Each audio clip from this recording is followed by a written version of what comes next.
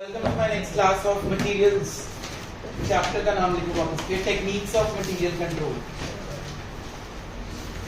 Techniques of material control.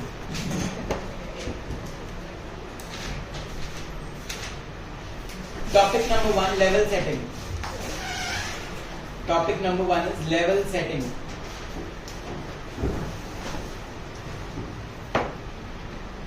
लिखो जी, meaning of material control. It is a system which ensures that right quality of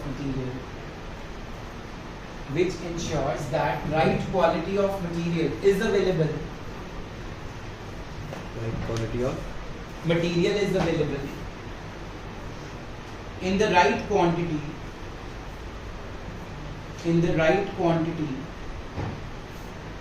At the right time,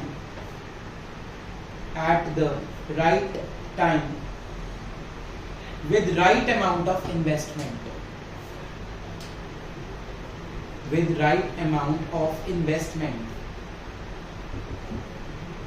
हाँ जी, क्या मतलब बना बच्चों इसका? अपने मटेरियल पे प्रॉपर कंट्रोल रखना ताकि जो क्वालिटी है वो मेंटेन रहे, क्वांटिटी है वो मेंटेन रहे, ज्यादा मटेरियल हमारे पास इकट्ठा ना हो, कम मटेरियल ना हो और इन्वेस्टमेंट भी सही हो, राइट टाइम पे हो। इसको बोलते हैं मटेरियल कंट्रोल। क्या बोलते हैं? Material control. एक बार मैं डेफिनेशन पढ़ रहा हूँ, बुक कॉपीज पे ध्यान देना। जिसका ध्यान इधर उधर भटका वो मेरी क्लास से बाहर जाएगा। Material control is a system या it is a system which ensures that right quality of material, मतलब उसकी क्वालिटी अच्छी होनी चाहिए, is available in the right quantity, मतलब उसकी क्वांटिटी भी ठीक ठाक होनी चाहिए, ना ज्यादा ना कम, एट द राइट टाइम, जिस वक्त आपको मटेरियल चाहिए उस वक्त उसके पास मटेरियल होना चाहिए, and place with the right amount of investment. अब कई लोग क्या करते हैं, दुकान खोल के बैठ जाते हैं और स्टॉक भर लेते हैं बहुत सारा। अब क्या होता है, स्टॉक भरने से, ज्यादा इन्वेंटरी रखने से क्या प्रॉब्लम क्या है? फैशन चेंज हो गया, टेक्नोलॉजी चेंज हो गई, डिमांड चेंज हो गई। तुमने जो 20 करोड़ का सामान रखा हुआ है अपनी एसेट्स में दिखा के, वो सारा क्या हो गया? वेस्ट। क्योंकि उतने लोग तुमसे सामान लेने नहीं आ रहे हैं। तुम बेशक अपनी फाइनेंशियल पोजीशन को अच्छा मान लो क्योंकि तुम्हारे पास बहुत सारी एसेट्स हो गई, 20 crore is not a small amount, yes और नो, लेकिन वो 20 करोड़ वेस्ट है क्योंकि वो उसका रियलाइजेबल वैल्यू आपको मिलेगी नहीं। तो ज्यादा स्टॉक कभी भी नहीं रखना चाहिए, एवरेज स्टॉक रखना चाहिए, ना ज्यादा ना कम, ताकि हमारी प्रोडक्शन भी ना रुके और ज्यादा सामान एक्यूमुलेट भी ना हो। अगर ज्यादा सामान एक्यूमुलेट हो जाएगा तो वो बिकेगा नहीं, वो खराब हो सकता है, वो डिटीरियोरेट हो सकता है, उसको इंसेक्ट्स खराब कर सकते हैं, ह्यूमिडिटी, टेम्परेचर, बहुत सारे रीजंस होते हैं जिससे हमारा मटेरियल खराब भी हो सकता है। तो right material at right place at right time in right quality in right quantity is known as material control. Clear है? लिखो formula number 1, reorder level.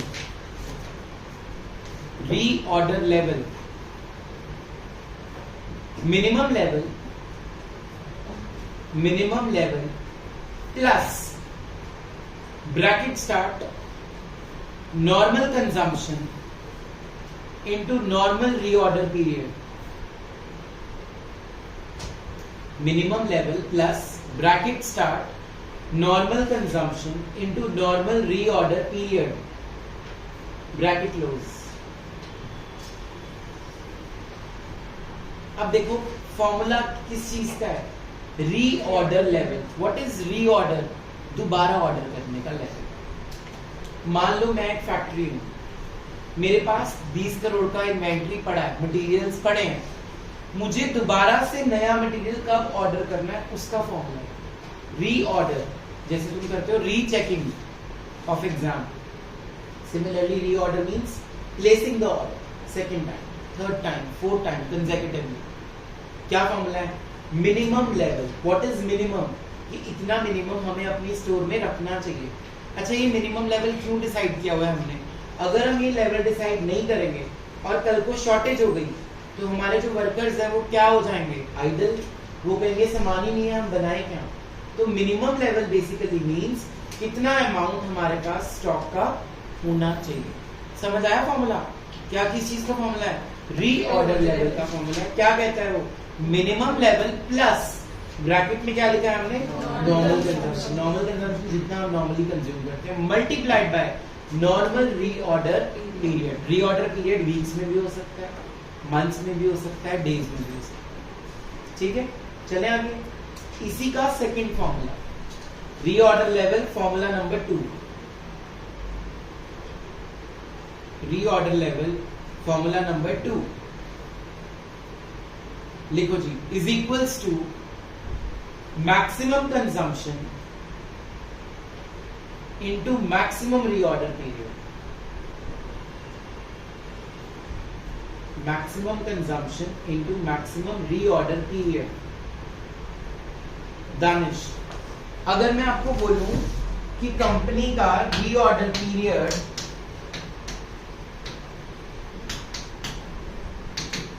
2 to 6 weeks है,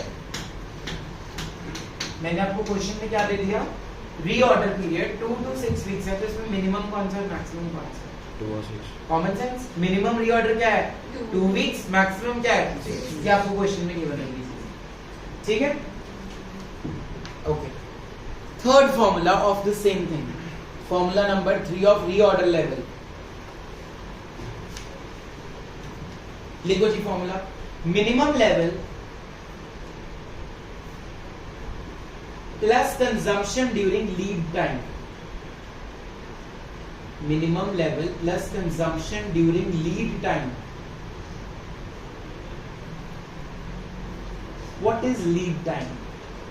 Akanksha, what is lead time? You are doing chapter for first time.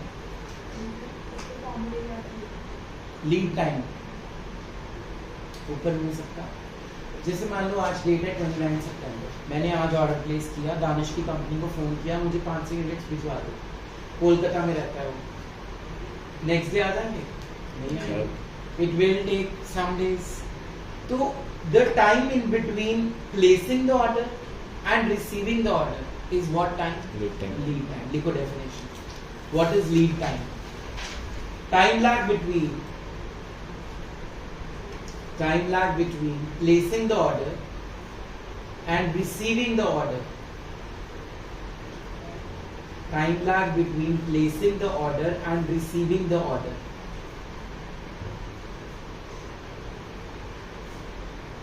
अब हमारा formula number 3 एक बार पढ़ो, क्या था? Minimum level plus consumption during. अब कंजम्पशन कैसे निकालोगे लीड टाइम में? जितनी एक दिन की कंजम्पशन है और जितना लीड टाइम है उसको आपस में क्या कर दोगे, मल्टीप्लाई। मान लो हम एक दिन में 20 यूनिट्स कंज्यूम करते हैं, कितनी यूनिट्स कंज्यूम करते हैं? 20 यूनिट्स, और लीड टाइम है 14 दिन, तो 14 into 20 is consumption during the lead time. लिखो उसका formula, consumption during lead time is equals to consumption during lead time is equals to consumption per day into lead time. Consumption per day into lead time. Consumption per day into lead time. Next,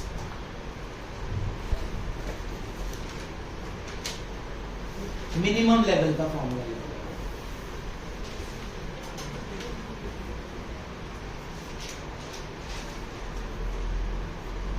minimum level is equals to reorder level.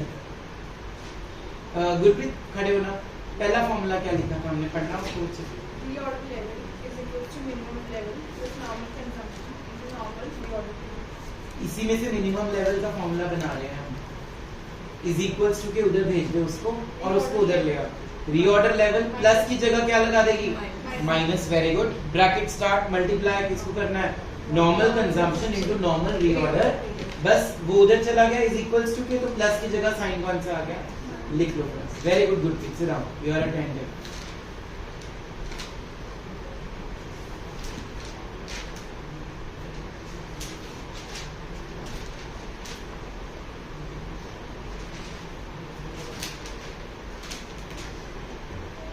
So the answer would be reorder level minus bracket start normal consumption into normal reorder period bracket close. Next formula is average level. Geetika average कैसे निकालोगे? Divide by 2 किसकी average निकालेंगे? Minimum plus maximum, write down, very good. Minimum level plus maximum level divided by 2। Minimum level plus maximum level divided by 2। Average level का formula number 2। Average level का formula number 2 भी है, बोलूं? Minimum level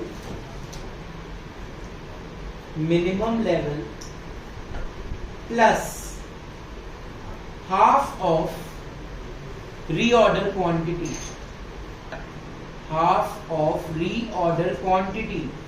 अब reorder quantity क्या है वो आगे बताऊंगा। फॉर्मूला नंबर 2 क्या है? Minimum level plus half of reorder quantity. Formula number 3 of average level is, खुद बनाना, मिनिमम की जगह क्या ले लेंगे? मैक्सिमम, और हाफ ऑफ रीऑर्डर क्वांटिटी में वहां प्लस का साइन है, यहां क्या कर दोगे? क्या फॉर्मूला बन गया बोलो? Maximum level minus half of reorder quantity. फटाफट, maximum level minus half of reorder quantity.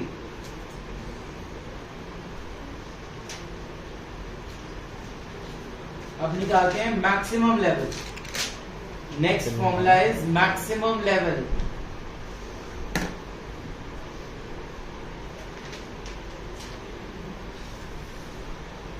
बोलो,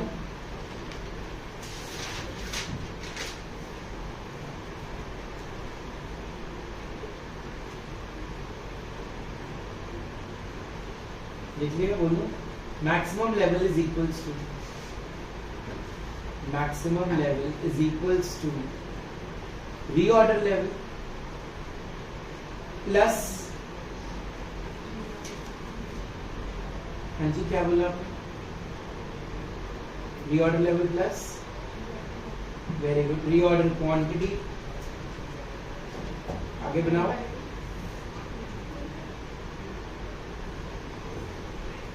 मैक्सिमम लेवल निकाल रहे हैं, क्या बनेगा? Reorder level plus reorder quantity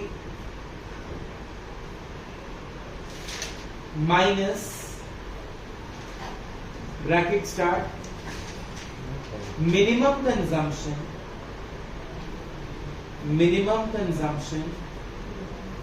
into minimum reorder period, minimum consumption into minimum reorder period।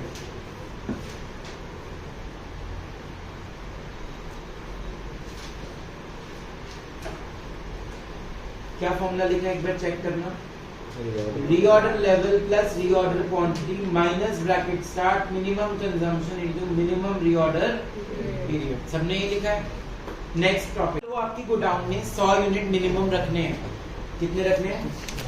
वो 90 रह गए, तो अब आप डेंजर में चले गए हो कि आपकी प्रोडक्शन रुक ना जाए, क्योंकि आपको सामान चाहिए। ऐसे एक वाटर टैंक में हमने 100 लीटर पानी रखना है, अगर वो मान लो 80 लीटर्स रह गया तो आपकी प्रोडक्शन स्टॉप हो सकते हैं, क्योंकि पानी नहीं है। समझ आया? तो इसको बोलते हैं डेंजर लेवल। जब कहते हैं ना पानी सिर से ऊपर चला जाए तो डेंजर शुरू है, तो वो लेवल है इसका नाम। ठीक है, लिखो अब इसका formula.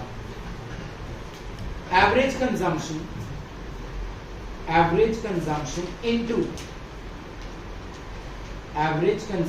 Into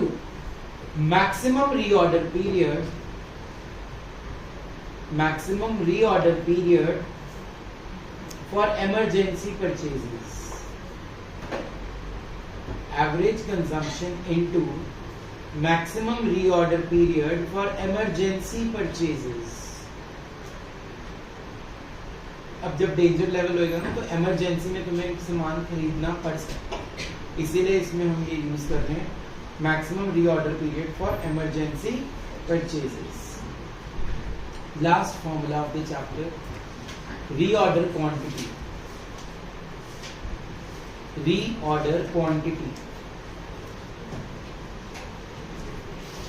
Line change. Now what is reorder?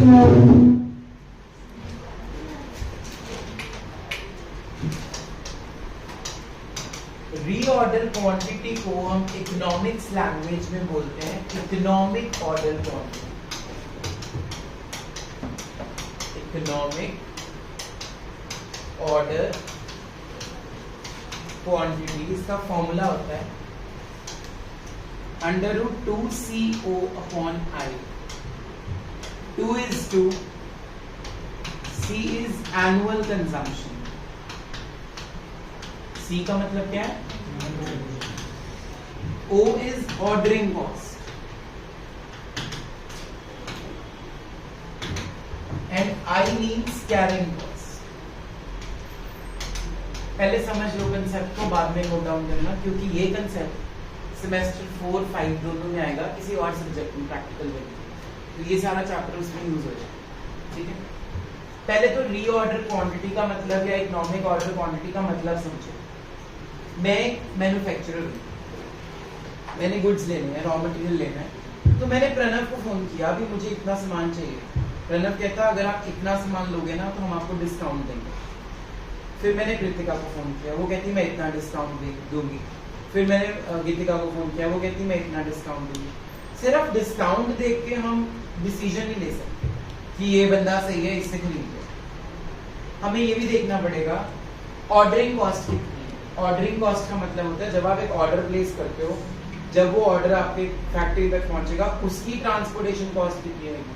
हो सकता है ये पुणे में बैठा हो, बैंगलोर में, वो दिल्ली में, तो मुझे कहाँ से सामान सस्ता पड़ेगा। ऑर्डरिंग कॉस्ट में ट्रांसपोर्टेशन कॉस्ट भी आ गई, पैकिंग कॉस्ट भी आ गई।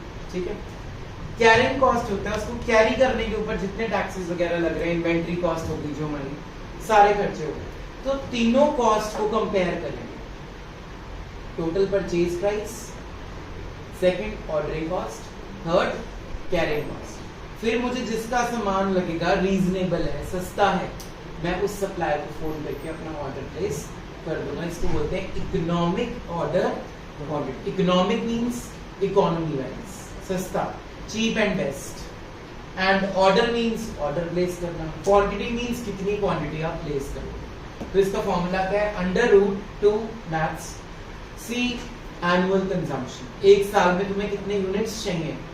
O मींस ऑर्डरिंग कॉस्ट, ये क्वेश्चन में गिवन होगी, 500 600 पर ऑर्डर कितनी है। I कैरिंग कॉस्ट, ये भी आपको क्वेश्चन में गिवन होगी। फॉर्मूले में वैल्यूज डालनी है, आंसर यूनिट्स में आएगा कि कितने यूनिट्स आपको एक बारी में इस बंदे से ऑर्डर करने चाहिए। फॉर एग्जाम्पल मान लो मेरे पास एनुअल कंजम्पशन है 1 लाख यूनिट्स की, तो 2 into 1 लाख। ऑर्डरिंग कॉस्ट है मेरे पास 1000 रुपीज, मतलब मेरे को एक बारी में कितने पैसे लगेंगे ऑर्डर करने में, 1000 रुपए, डिवाइडेड बाय कैरिंग कॉस्ट है 10% of inventory value. 10% of inventory value, और एक इन्वेंट्री की वैल्यू है 10 रुपए। एक यूनिट की वैल्यू क्या है, तो 10 का 10% कर दो, कितना आ गया, 1 रुपी। ये आ गई मेरी कैरिंग कॉस्ट। इसके ऊपर क्या लगा देंगे हम, √, जो भी आपका आंसर आएगा उसके साथ क्या लिख देना है, यूनिट्स। मतलब हमें उस प्रणव से या गीतिका से या कृतिका से हमें हमें इतने यूनिट्स एक बारी में मंगवाने चाहिए। इसको बोलते हैं इकोनॉमिक ऑर्डर क्वांटिटी। ठीक है, with this your chapter 2 of materials is complete. Now your homework is to learn all the formulas. Only then we'll start the question. और इस चैप्टर में कुछ भी नहीं है, सिर्फ फॉर्मूले। फॉर्मूले एक दिन में याद होंगे तभी हम क्वेश्चन करेंगे। कल को ये ना हो मैं क्वेश्चन बोल रहा हूँ तुम्हें फॉर्मूला ही नहीं पता, फिर वो तुम्हें बिल्कुल मजा नहीं आएगा चैप्टर करने में। You will start hating that. पहले ये नोट डाउन करो, फिर मैं होमवर्क दोबारा डिस्कस करता हूँ तुम्हारे साथ क्या क्या होगा।